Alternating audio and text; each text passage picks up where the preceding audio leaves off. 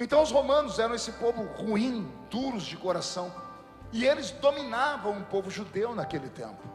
No tempo dos romanos, mais de 95% dos judeus não sabiam ler, e muito menos escrever, porque escravizaram a mente das pessoas, tirando deles o direito de aprender a ler e escrever, e assim as pessoas se tornavam ignorantes, e era mais fácil de serem manipuladas.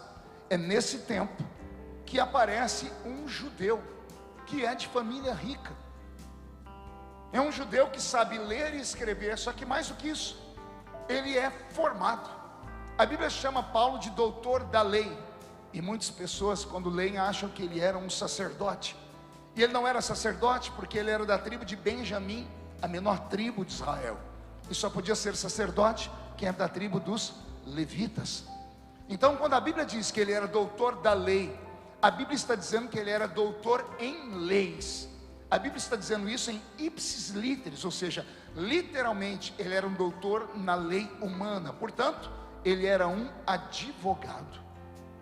Olha só, num período em que a nação dele quase toda não sabia ler nem escrever, ele era um privilegiado, porque além de saber ler e escrever, ele é um advogado. Não bastasse ser advogado, ele é um homem que tem dupla cidadania.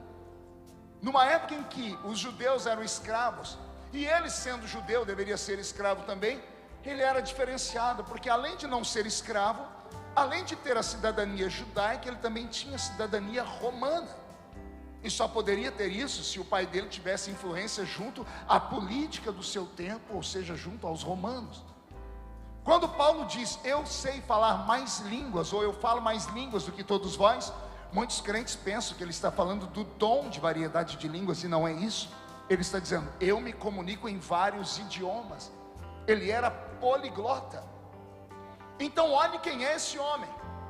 Ele é doutor da lei, ou seja, advogado. Ele é poliglota, ele é rico, ele é da aristocracia judaica. O pai dele tem influência em Roma, tanto que ele recebe cartas para perseguir aquela nova religião, que naquela época era chamada de seita, cujo nome era O Caminho.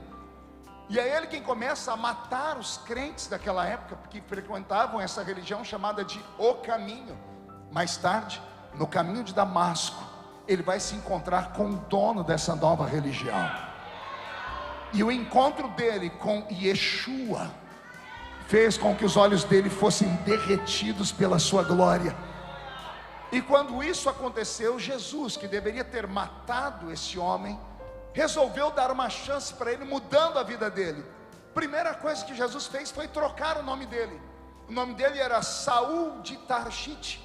Nós chamamos ele de Saulo. Saulo de Tarso. A cidade dele chamava Tarshite e o nome dele era Saul. E a palavra Saul ou Saulo significa o grande. Lembram de Saul, o rei de Israel, que acima dos ombros era mais alto do que todos os judeus? Saul ou Saulo significa o grande. A primeira coisa que Jesus fez foi arrancar o nome dele de o grande e colocou o nome dele de Paulo, que significa o pequeno. Era a maneira de Jesus falar, eu vou mostrar para você o que eu faço com quem é grande. Eu derrubo o camarada no chão, eu esvazio ele e transformo ele em pequeno, para que eu faça crescer, agora na graça e no conhecimento da minha presença. Então é assim que nasce o ministério desse homem. E esse homem é para mim um ícone. E olha que interessante, igreja.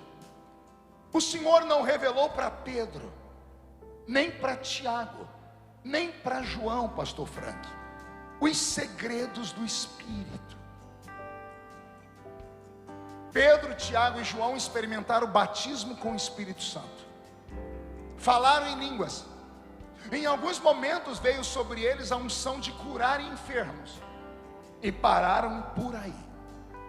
Eles tinham essas duas manifestações, línguas e curas. Mas quando o Senhor levanta Paulo, o Senhor dá a Paulo que não deu a ninguém. O Senhor dá a Paulo uma doutrina fora da normalidade. O Senhor revela para Paulo que existem níveis de experiência sobre-humana.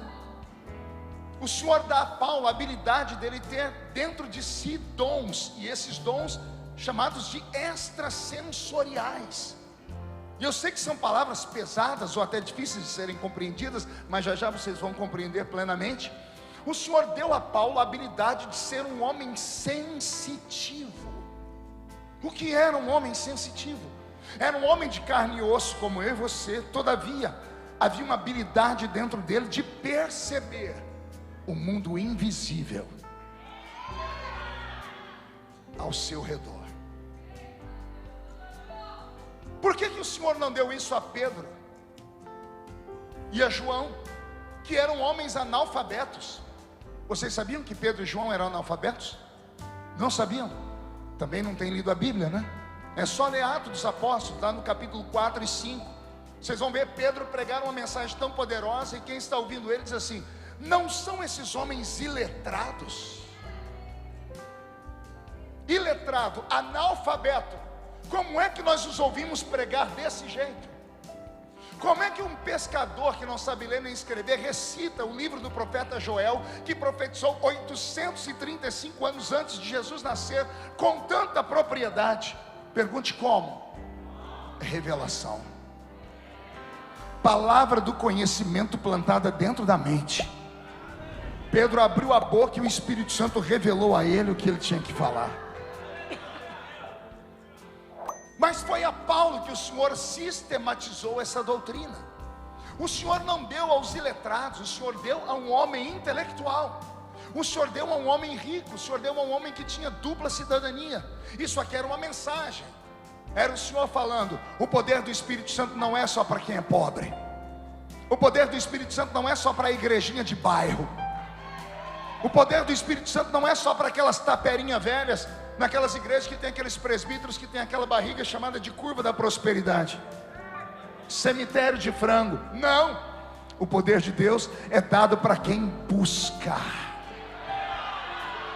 Vou falar: quem pedir recebe, quem bater a porta se abre, quem procurar vai encontrar. Basta desejar. Alguém deseja aqui? Então agora não dá um grito não, dá um berro de glória a Deus, só para eu te escutar.